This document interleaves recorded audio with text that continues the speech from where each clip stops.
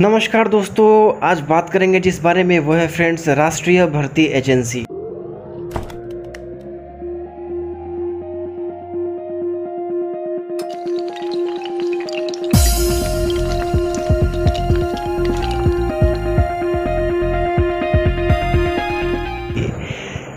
ये अब पूरे भारत में ये लागू हो चुका है फ्रेंड्स।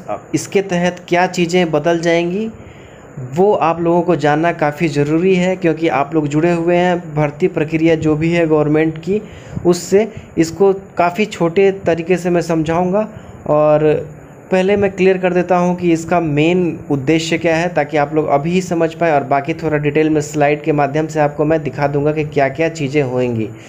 जैसे कि फ्रेंड्स अभी आपको बता दें कि अगर आप सोच रहे होंगे कि स्टेट गवर्नमेंट यानी कि बिहार सरकार या कोई भी स्टेट गवर्नमेंट की जॉब में आपको अब इसके माध्यम से लिया जाएगा, तो ये ऐसा कुछ नहीं है। गवर्नमेंट ऑफ इंडिया यानी कि भारत सरकार यानी कि सेंट्रल गवर्नमेंट की कोई भी जॉब निकलती है उसके अंदर जो प्री एग्ज़ाम होता है यानी कि जो फर्स्ट फेज का एग्ज़ाम होता है फ्रेंड्स, ये बस उसी को कंडक्ट कराएगी जो कॉमन एंट्रेंस टेस्ट के नाम से CET सेट के नाम से आपको जाना जाएगा। और इसके माध्यम से जो भी नॉन गजेटेड पोस्ट हैं वो सभी पोस्ट, बैंक के पोस्ट हों, SSC के पोस्ट हों या फिर कोई भी एजेंसी जो अपना प्री एग्ज़ाम यानी कि प्रथम स्टेज जो होता है एग्ज़ाम का फर्स्ट स्टेज वो कराती थी, वो कॉमन एग्ज़ाम लिया जाएगा। जिससे कुछ फ़ायदे होंगे, वो फ़ायदे इस प्रकार से होंगे जैसे कि आपको अलग अलग एग्ज़ाम के लिए अलग अलग फॉर्म फिलअप करना पड़ता था, उसके लिए अलग अलग फ़ीस देने पड़ते थे, आपको अलग अलग शहर में एग्ज़ाम देने जाना पड़ता था, जिससे आपको काफ़ी ज़्यादा खर्चा होता था, आपका समय वेस्ट होता था। और इस बार इसमें इसके थ्रू अगर आप एग्ज़ाम देते हैं कॉमन एंट्रेंस टेस्ट जो अभी CET के नाम से बता रहा हूं मैं, तो इसमें ऐसा है कि आप बस एक बार एग्ज़ाम देंगे और अगर आप क्वालिफाई कर जाते हैं और एलिजिबल हैं तो आपको वहां पे फिर डिवाइड कर दिया जाएगा। जिस चीज़ के लिए आप क्वालिफाई किए हैं तो आपको सेकेंड स्टेज का जो एग्ज़ाम होता है वो वही एजेंसी कराएगी जो पहले कराती थी। जैसे कि अगर आप बैंक का क्वालिफाई करते हैं फ्रेंड्स प्री CET के माध्यम से, तो आपका जो सेकेंड स्टेज होगा वो IBPSC कराएगी। तो ये इसका कुछ बेनिफिट है कि जैसे कि आपका पैसा बचेगा, समय बचेगा। और इसमें एक चीज़ कही जा रही है कि हर एक स्टेट के हर एक डिस्ट्रिक्ट में एक सेंटर, एग्ज़ाम सेंटर खोला जाएगा, जिससे जो छात्रों को प्रॉब्लम होती है एग्ज़ाम देने जाने में वो ख़त्म हो पाएगी। तो अभी चलिए शुरू करते हैं। इस वीडियो के माध्यम से आपको बताएंगे स्लाइड के माध्यम से, तो वीडियो के लास्ट तक बने रहिएगा। वीडियो अच्छा लगता है तो ज़रूर लाइक कर दीजिएगा, शेयर कर दीजिएगा, और चैनल पर नए हैं तो चैनल को सब्सक्राइब कर लीजिएगा और बेल आइकन को दबा लीजिएगा, ताकि आपको नेक्स्ट में जो भी फ्यूचर वीडियोज़ है सबसे पहले आप तक पहुंचती रहे फ्रेंड्स।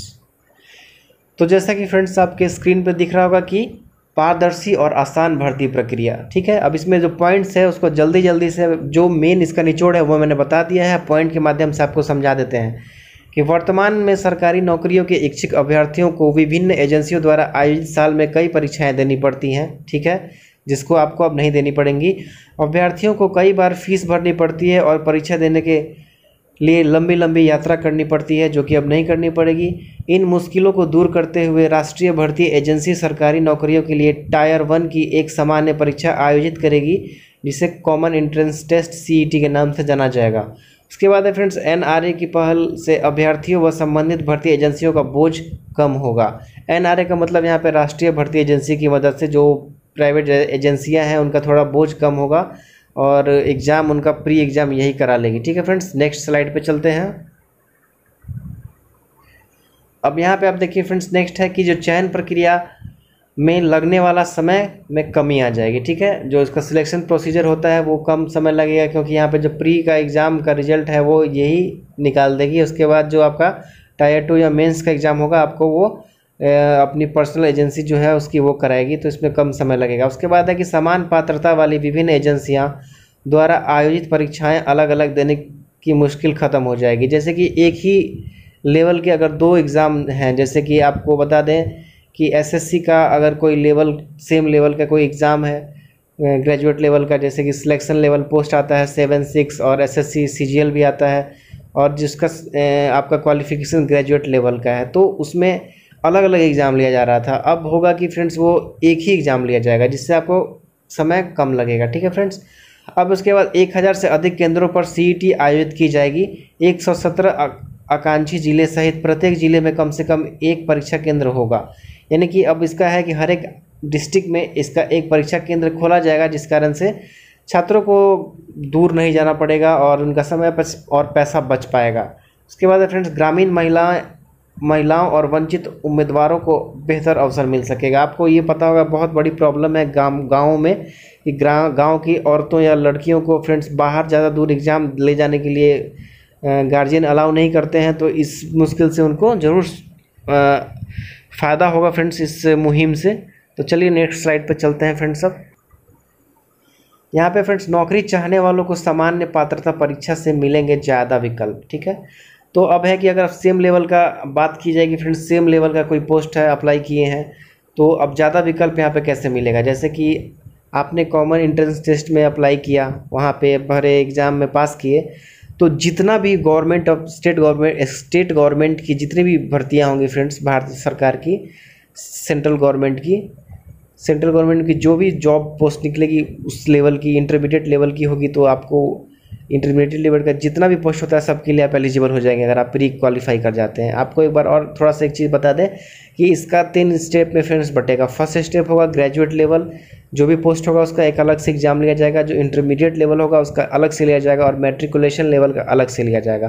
तो ऐसे में छात्र अलग अलग हो जाएंगे। अब यहाँ पे देखिए, यहाँ पे लिखा हुआ है कि सामान्य पात्रता परीक्षा 3 अलग अलग स्तर पर आयोजित की जाएगी, स्नातक, उच्च माध्यमिक और मैट्रिक। यानी कि अगर आपको इंटरमीडिएट लेवल का देना है तो वो अलग से देना पड़ेगा, ग्रेजुएट लेवल का अलग से और 10th लेवल का अलग से। ठीक है, उसके बाद फ्रेंड्स, गैर तकनीकी पदों के लिए कर्मचारी चयन आयोग, रेलवे भर्ती बोर्ड, बैंकिंग कार्मिक चयन संस्था के Tier 1 की परीक्षा की जगह CET आयोजित की जाएगी। जैसा कि मैंने ऑलरेडी बता दिया है कि बैंकिंग, SSC, रेलवे, सबका जो भी Tier 1 का एग्ज़ाम है फेज फर्स्ट का, वो CET के माध्यम से ही अब लिया जाएगा।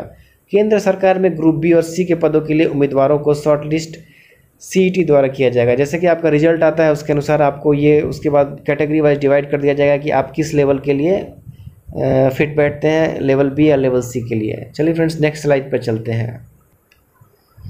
यहाँ पे आप देख सकते हैं फ्रेंड्स, नौकरी चाहने वालों को सामान्य पात्रता परीक्षा CET में मिलेंगे ज़्यादा विकल्प। कैसे मिलेंगे देखिए कि मानक पाठ्यक्रम और अलग अलग स्तर कई भारतीय भाषाओं में आयोजित किया जाएगा। CET स्कोर के आधार पर संबंधित भर्तियां एजेंसियों द्वारा विशेष Tier 2, Tier 3 परीक्षाओं के जरिए अभ्यर्थियों का फाइनल चयन किया जाएगा। ठीक है, जैसे कि आपको बताया कि मानक पाठ्यक्रम और अलग अलग स्तर कई भारतीय भाषाओं में आयोजित किया जाएगा, यानी कि इसका एग्जाम होगा अलग अलग भाषाओं में आप दे सकते हैं, अपना जो आपका लोकल लैंग्वेज होगा उसमें भी दे पाएंगे। और CET के आधार पर, यानी कि जो आपका कॉमन टेस्ट का प्री एग्जाम होगा, उसके बाद जो 2nd लेवल और 3 टायर का जो परीक्षा होगा वो संबंधित एजेंसी ही लेगी। बस यहाँ पे प्री लेवल का एग्जाम यहाँ पे कंडक्ट कराया जाएगा, वो बताया जा रहा है। किसी उम्मीदवार का CET स्कोर 3 साल के लिए वैध होगा। 3 साल के दौरान सर्वश्रेष्ठ स्कोर को वर्तमान स्कोर माना जाएगा। तो हर एक साल आप इसमें अप्लाई कर सकते हैं और आपका जो सबसे अच्छा स्कोर होगा उसको आपको 3 साल तक वो वैलिड होगा। 3 साल तक आपका उसके थ्रू आप उस एजेंसी में 2nd टायर के लिए एलिजिबल हो पाएंगे। जैसे कि अगर आपने 1 साल में CET में बैंकिंग में अच्छा मार्क्स लाए हैं और क्वालिफाई किए हैं तो आप 3 साल तक उसका Tier 2 और Tier 3 का बैंकिंग का एग्ज़ाम दे सकते हैं। उम्मीदवारों के प्रयासों की संख्या पर कोई प्रतिबंध नहीं होगा, ऊपरी आयु सीमा मान्य होगी निर्धारित। जैसे कि आपका जो इसमें है कि अगर आप एक बार कम लेके आते हैं तो दोबारा 1 चांस 2 चांस मिलेगा, ऐसा कुछ नहीं है, कितनी बार भी आप एग्ज़ाम दे सकते हैं। और इसका जो फ्रेंड्स उम्र लेवल है वो जो भारत सरकार का लेवल होता है वही रहेगा। 3 साल OBC को छूट और SC ST को 5 साल का छूट इसमें मिलेगा। SC ST OBC आदि श्रेणी के उम्मीदवारों को ऊपरी आयु में छूट दी जाएगी, यहाँ पे लिखा भी हुआ है। ठीक है, नेक्स्ट चलते हैं फ्रेंड्स। यहाँ पे कहा जा रहा है फ्रेंड्स कि NRA से भर्ती प्रक्रिया को कारगर बनाने में मदद मिलेगा। प्रारंभ में NRA वर्ष में 2 बार CET आयोजित करेगी, यानी कि 1 साल के बाद अंदर में आप 2 बार इसका एग्ज़ाम दे सकते हैं। आवेदकों का पंजीकरण, रोल नंबर, एडमिट कार्ड, कम अंक या मेरिट सूची का प्रदर्शन आदि ऑनलाइन किया जाएगा। ठीक है, तो जो भी इसका होगा प्रोसीजर फुल्ली ऑनलाइन होगा। आपका जो एडमिट कार्ड होगा या नंबर आएगा, मेगा सूची होगा, जो भी आपको सब ऑनलाइन शो कर दिया जाएगा। CET के दौरान अभ्यर्थियों की भारी संख्या में जाँच की जाएगी, यानी कि अगर आप वहाँ पर जाते हैं तो अच्छे से आपकी जाँच परख होगा कि हाँ कोई यहाँ पे फर्जीवाड़ा तो नहीं हो रहा है। सबसे बड़ी राहत की बात फ्रेंड्स आपको ये वाला है कि आपको 2 बार मौका मिलेगा साल में, जो कि अगर आपको बैंकिंग में जैसे कि आप निकालते हैं तो 1 ही बार मिलता है 1 साल में, तो यहाँ पे आपको कॉमन एंट्रेंस टेस्ट से 2 बार मौका मिल जाएगा कि आप 2 बार एलिजिबल हो सकते हैं। अगर आप एक बार कम मार्क्स लेके आए हैं तो ज़रूर आप दोबारा प्रयास करके अच्छा मार्क्स लेके आ सकते हैं। परीक्षा में बहुविकल्पीय यानी कि यहाँ पे ऑब्जेक्टिव टाइप होगा फ्रेंड्स क्वेश्चन पेपर। ये बताया जा रहा है विशेष परीक्षा में उपस्थित होने वाले उम्मीदवारों की संख्या कुल उम्मीदवारों की संख्या से लगभग 5% तक कम होगी। ठीक है फ्रेंड्स, अब फाइनल स्लाइड पे चलते हैं। यहाँ पे बताया जा रहा है कि नौकरी तलाश करने वालों को एनआरए देगी प्राथमिकता। तो ये इसका मतलब हुआ कि फ्रेंड्स उम्मीदवारों को परीक्षा की समय सारणी और परीक्षा केंद्र चुनने का विकल्प मिलेगा। ठीक है, कि आप अपने अनुसार यहाँ पे परीक्षा का टाइम और केंद्र चुन सकते हैं, जिससे आपको कोई दिक्कत ना हो, आपका कोई काम रुके भी नहीं। उसके बाद है रोजगार सृजन को प्रोत्साहन, यानी कि सीईटी के अंक केंद्र सरकार, राज्य सरकार, केंद्र शासित प्रदेश, पीएसयू, निजी क्षेत्र की कंपनियों से साझा किए जाएंगे। जैसे कि अगर सीईटी में कोई बच्चा क्वालिफाई करता है तो उससे एक प्रश्न पूछा जाएगा कि क्या आपका जो मार्क्स है वो प्राइवेट कंपनियों को या फिर स्टेट गवर्नमेंट को शो किया जाए, ताकि वहाँ पे अगर कोई आपके लायक जॉब हो तो आपको प्रीफर की जाए। तो ये इसका मतलब है। उसके बाद है फ्रेंड्स, इस प्रक्रिया से सभी सरकारी और निजी कंपनियों को समय और खर्च में बचत होगी। जैसा कि एग्जाम कराने में आपको पता है कितना लफड़ा होता है, कभी बच्चे कोर्ट चले जाते हैं, कभी कुछ प्रॉब्लम, तो इसको लेकर के काफ़ी समय और पैसा बचेगा, गवर्नमेंट का भी और स्टूडेंट्स का भी, और मनोबल भी काफ़ी ऊंचा होगा। एक तरह से कहा जाए तो एक पॉजिटिव पहल है। और एक प्रॉब्लम ये हो सकती है फ्रेंड्स, कॉमन एंट्रेंस टेस्ट है तो उसका सिलेबस में ज़रूर कुछ चेंजिंग आएगी। तो जो लोग बच्चे पढ़ते आ रहे हैं, अभी काफ़ी दिनों से तैयारी करते आ रहे हैं, उनको एकदम से रैंडम चेंज देखने को मिलेगा। तो इसको लेकर के वो तैयार रहें।